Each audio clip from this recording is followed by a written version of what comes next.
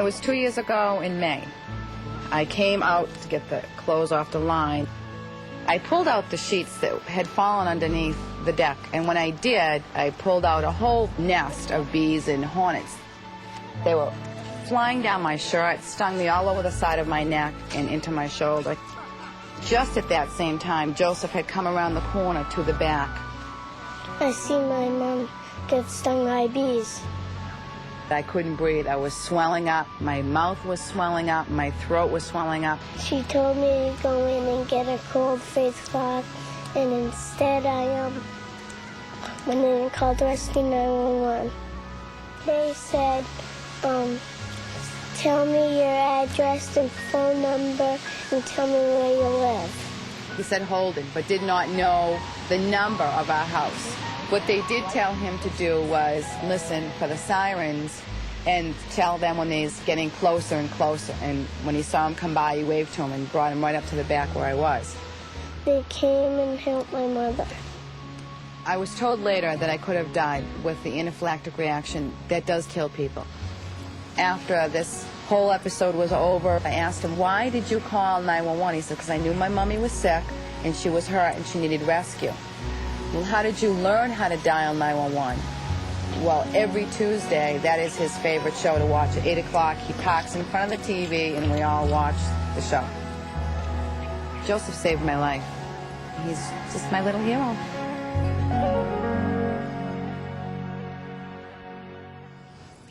As parents, we have to decide at what age our children are old enough to begin learning basic life-saving skills. But we tend to underestimate their capabilities, as Stephen Walker discovered on the evening of April 20th, 1990, while spending an evening alone with his 5-year-old son, Stevie, at their home in Indianapolis. Here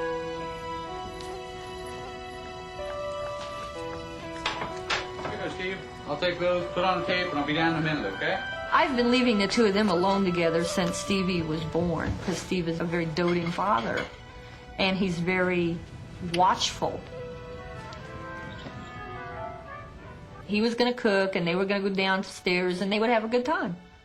There you go. One more last bite, guys. One more. There you go. There you go, Stevie.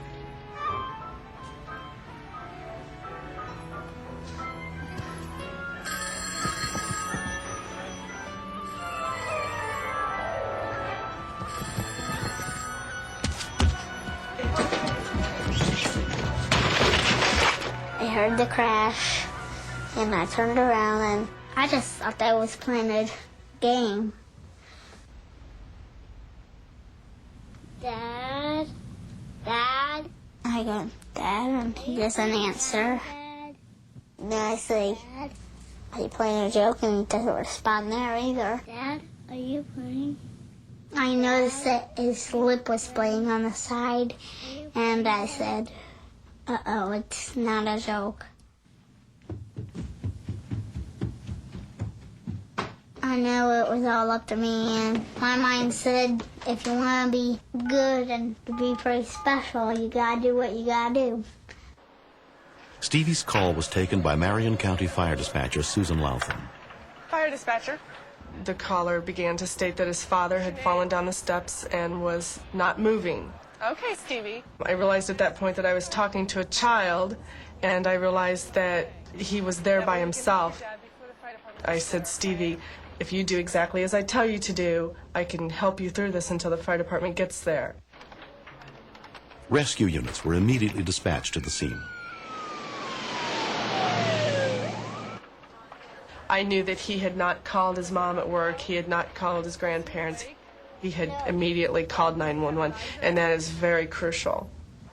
Can you tell me if he's breathing? I took my fingers and put it right between his chin and his nose, and I felt air coming out, so I knew he was still breathing. Okay, now I need to know if he's bleeding. Do you see any blood coming from anywhere? He said yes, there was blood coming from his head. The fact that he did have a head injury, that he was unconscious, that he wasn't moving, those are all very serious symptoms. That you can put over where the blood's coming out to help control the bleeding. My biggest concern was that he remained breathing until the fire department got there, but Stevie was so respondent to me, I had total confidence that had he quit breathing, Stevie would have been able to deal with that too. Okay, guys, what you got? EMTs and an advanced life support unit, including paramedic Jim Glad, arrived to help treat the victim. He had a 3 to 4 inch laceration in the back of the head as the result of his fall down a flight of stairs. We weren't sure what the extent of the head injury was at that time. Don't give me a hard time. Easy, bud. If his father had remained unconscious, he may have very well bled to death or lost a considerable amount of blood to have endangered his life. So the time factor was very important.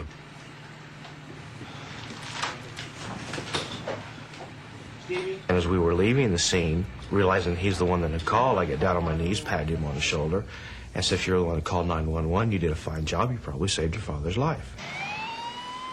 Steve was taken to Community Hospital East, where he was treated for multiple brain hemorrhages and released 8 days later. It's been 2 years since the accident, but Steve Walker will never forget the night his son Stevie came to his aid. I was very lucky that he was as intelligent as he was, and that he handled it with the calm and cool of a pro. You think you'll drive one of these days? Maybe. Maybe. He certainly saved my life, and there's a debt there I can never repay.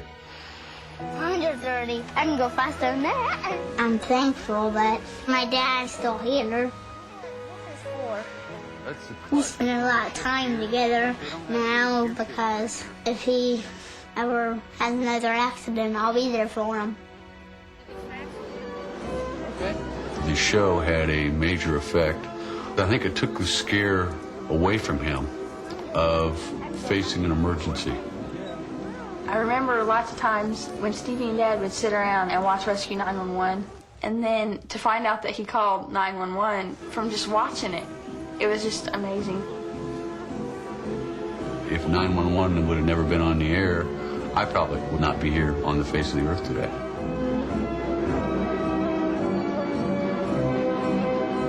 Five-year-old Stevie helped save his dad's life because he knew all about calling 911.